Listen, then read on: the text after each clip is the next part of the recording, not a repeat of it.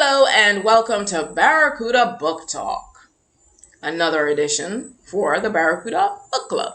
And this time we are reading the classic novel Little Women, written by Louisa May Alcott. It was published in 1868. That's what pretty much makes it a classic. But it's also classic in a sense of it's a really good story. It's about four sisters in a civil war.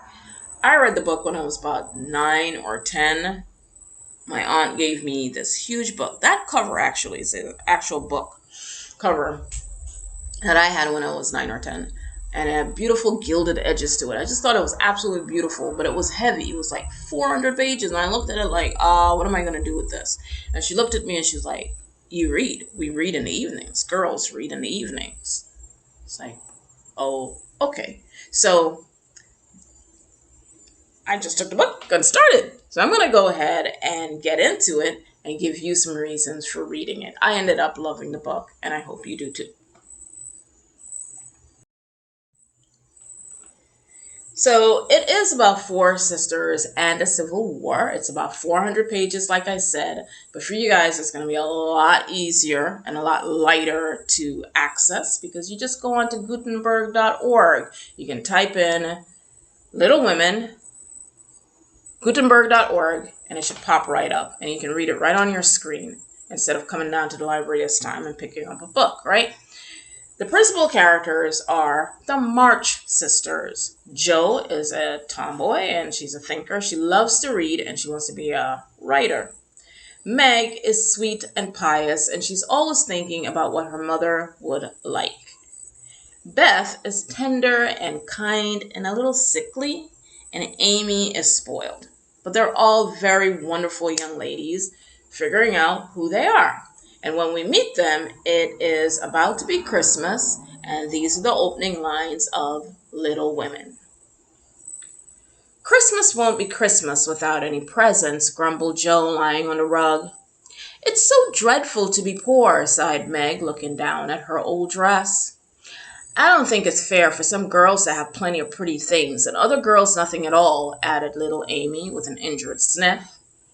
We've got father and mother and each other, said Beth contentedly from her corner.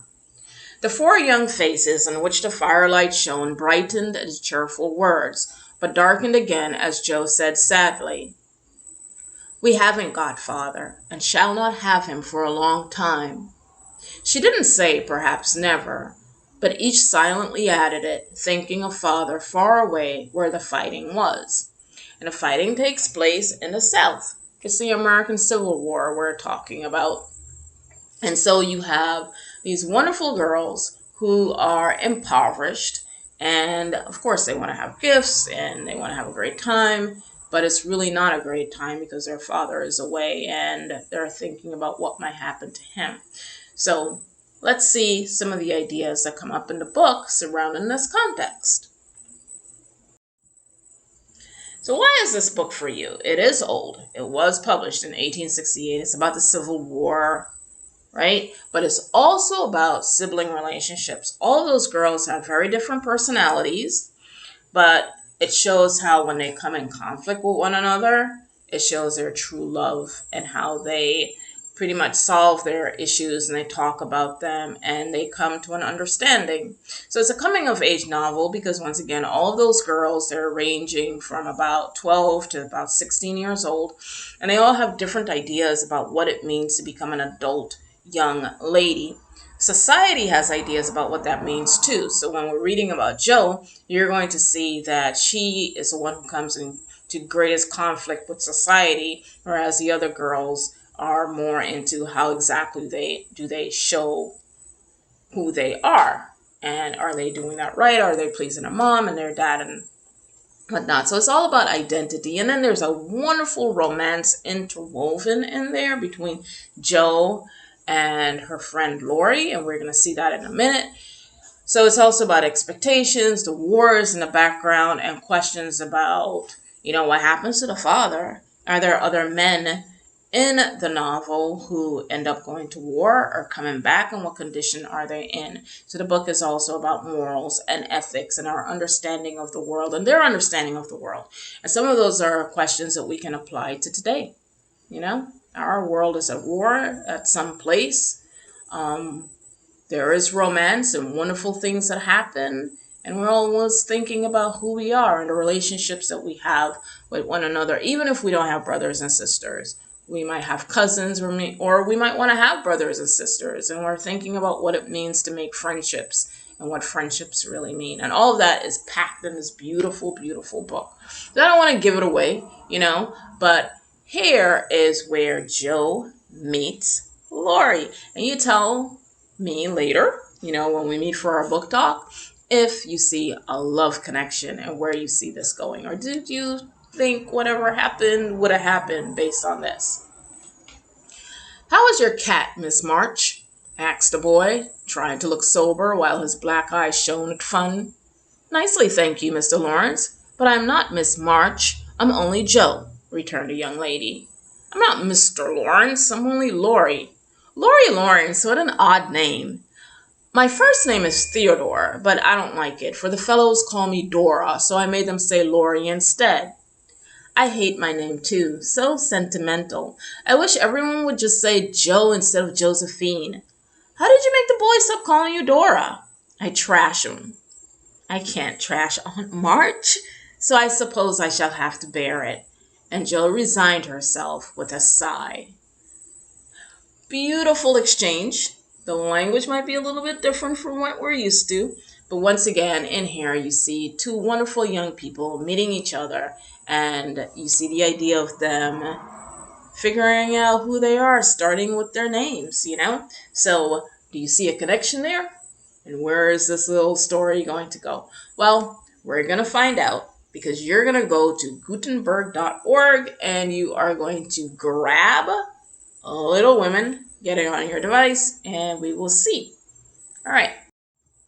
So here are some interesting facts about Little Women, if that wasn't enough for you. The book is semi-autobiographical. Alcott's father was an abolitionist. Her father knew Emerson and Thoreau. So if you are in 11th grade, you most likely read Emerson's Self-Reliance and Thoreau, part of Walden. And you know who those guys are and what they were all about. And yeah, her father, Louisa May Alcott's father, knew Emerson and Thoreau. How interesting is that?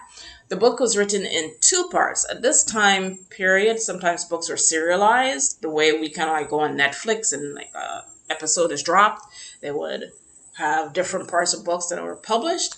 And a lot of the reading public wanted Louisa May Alcott for short, to marry Jo off to Laurie. So we don't know what's going to happen, right? So we got to read the book and find out if Jo and Laurie actually get married, or does something else happen, or, Yeah, I'm not going to tell you. I know, of course, because I read the book already, but you got to find out.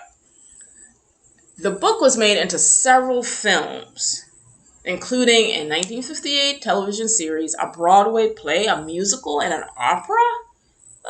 Wonderful, wonderful book. And like I said, I hope you love it too. What if Little Women is not your book? Or what if it is and you want to read more books like this, more classic novels? Well, here are two that are equally about coming of age and also about love and romance. And sometimes things go terribly wrong and sometimes they go pretty right.